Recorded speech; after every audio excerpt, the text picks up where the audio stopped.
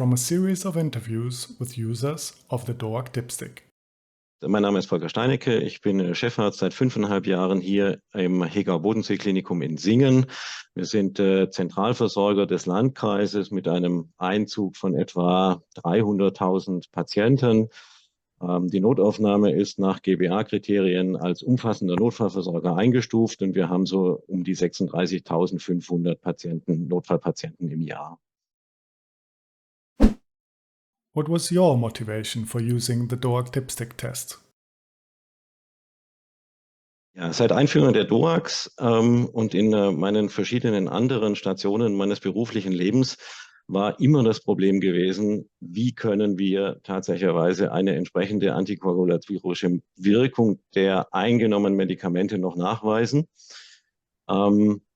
In den Häusern, in denen ich gearbeitet habe, war das nie so, dass wir das tatsächlicherweise an einem Labor des eigenen Hauses haben bestimmen lassen können. Und wenn, musste dann, das Labor hatte dann so um die 24 Stunden Zeit, bis wir dann ein entsprechendes Ergebnis hatten. Das ist für die Notfallmedizin schon immer ein Problem gewesen und waren schon immer auf der Suche nach einem Testmedium, nach einem Test, wo wir relativ schnell, sehr verlässlich auch sagen könnten, wie viel antikoagulatorische Wirkung einfach noch bei dem Patienten vorhanden ist.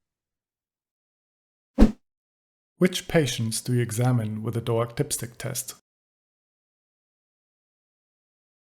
Ganz häufig sind diese Patienten nicht mehr so informativ, dass man mit Sicherheit sagen kann, wann zuletzt ein entsprechendes DOAC eingenommen worden ist.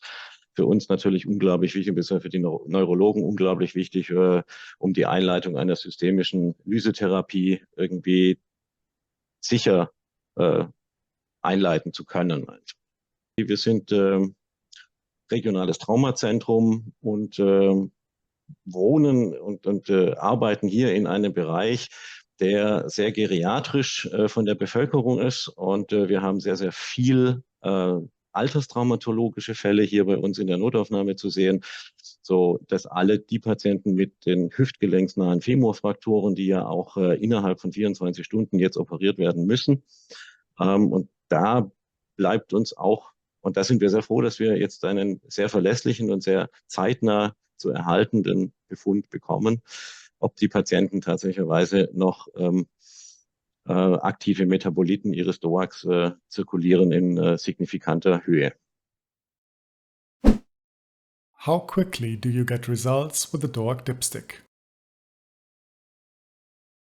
Wir haben das mittlerweile standardisiert für unsere Patienten. Dann kriegen die relativ schnell eine Urinentnahme, entweder durch eine, je nachdem, durch eine Platzierung eines transuretralen Katheters und die Uringewinnung, oder aber der Patient kann selbst noch den Urin abgeben. Can you describe typical examples of how the test is used? Es sind bestimmt 30-40% unserer Schlaganfallpatienten, die tatsächlicherweise aus einer entsprechenden Lysetherapie herausgefallen wären, wenn wir nicht vorher nachweisen hätten können, dass tatsächlicherweise nicht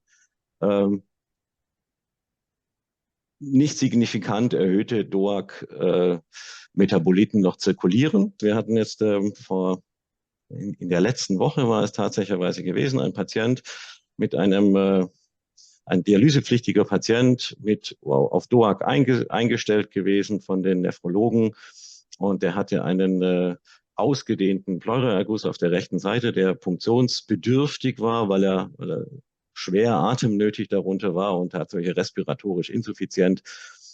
Und da war es tatsächlicherweise so gewesen, dass wir zweimal mit dem DOAC Dipstick sozusagen eine Sicherheit herstellen konnten, damit wir den Patienten sicher punktieren haben können, ohne dass wir eben die Gefahr eines Hämatothorax eingegangen sind.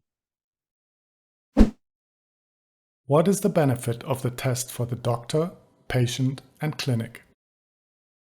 Für uns ist es definitiv ein großer Benefit, gerade eben auch aus dem Kontext der Notfallmedizin heraus, wo wir in kürzester Zeit bestmöglichste und verlässliche Ergebnisse einfach vorliegen haben müssen, um unsere weiteren Entscheidungen treffen zu können und die auch eben auf einer sicheren Grundlage. Es verkürzt sich selbstverständlich die Liegedauer, wenn ich, wie eingangs erwähnt, 24 bis 36 Stunden brauche, bis ich aus einem externen Labor ein Ergebnis einer Gerinnungsdiagnostik habe. So lange bleibt der Patient ja in der Regel sonst stationär, bevor dann eine zum Beispiel operative Intervention einfach angegangen werden kann.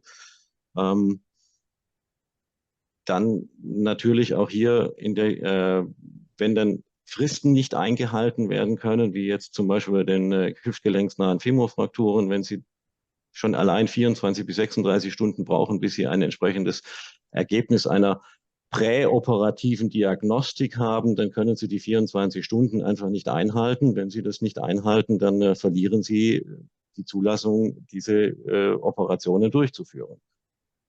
Und das ist dann natürlich durchaus erlösrelevant für jedes Haus.